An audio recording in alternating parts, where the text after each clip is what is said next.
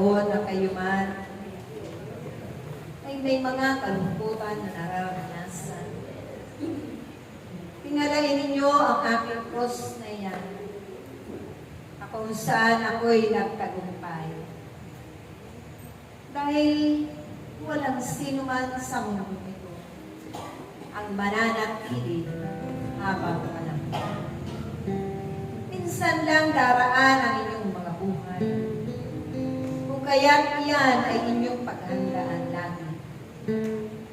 Dahil sa aking mga katuruan at mabubuting aral sa inyo, na aking iniwan, ay lagi ninyong namnamin ang mga pakahulugan ko sa lahat ng ito. Napakahalaga ng aking salita na makapangyarihan. Wala nang sintulad aking mga anak. Ito'y magbibigay pagbabago sa lahat ng tumatalima sa aking mga mahalagang utos. Kaya't aking mga anak, kung minsan kayo man ay may natatanggap na sorpresa na nagmumula sa Diyos na inyong tinatawag, huwag kayong magtaka. Dahil yan ay mga biyaya niya sa bawat pagpapagal ninyo, sa bawat isin na inyong dinaranas na kanyang pinahihintulutan. Sa kabila ng lahat ng ito, aking mga anak, ay may inihanda siya ng mga biyaya at pagpapala, grasya, na kanyang ibubuhos lagi sa inyong mga buhay.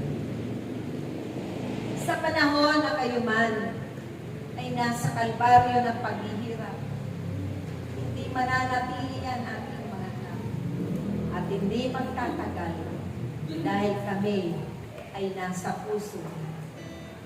Laging bukang bibig ninyo ay Panginoon, na wala na kayong iniisip pang iba maliban sa inyong kinaabalahan bilang mga ina ng inyong mga tahanan, ang Diyos na makapangyarihan sa lahat.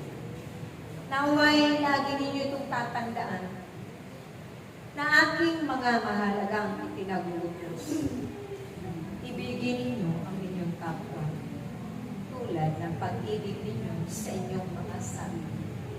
At higit pa doon ang inyong mga kaaway. Matutuhan nawa ninyo matawagin, unawain ang ibigin sila magpakailan. Ako man ang inyong Panginoon, naranasan ko na ako ang salita na nagkatawang tao. Subalit sa aking mga pagdurusa, lahat ng aking mga pinaglingkuran, ako'y inusi, inalimuran, at pinaprotangan ng walang katumuhan. Subalit sa kabila ng lahat ng iyon, sila'y aking inibig at pinatawad hanggang sa kabilang buhay. Dahil hindi nila nalalaman ang kanilang mga ginagawa at sinasabi. Inuusal ang kanilang mga labi dahil sila'y alipin ng kasalanan. Pumarito ako para sa inyo ng mga makasalanan, hindi sa mga banal. Dahil magpahanggang ngayon, wala pang banal aking. Wala pang perfecto sa inyong lahat. Maliban kung kayo'y nakarating na doon sa kaharian ng Diyos. Na ako'y naluklok sa kanan ng Ama at makakasama ko kayong magpupuri ng walang hanggan. Yan ang tandaan ninyo aking mga. Tatandaan ninyo na pag-ibig lamang ang inyong sandata at mananalangin sa kanilang lahat. At tiyak na kayong lahat ay magtatagumpay. Sa ngalan ng Ama, ng Anak, at ng Espiritu Santo.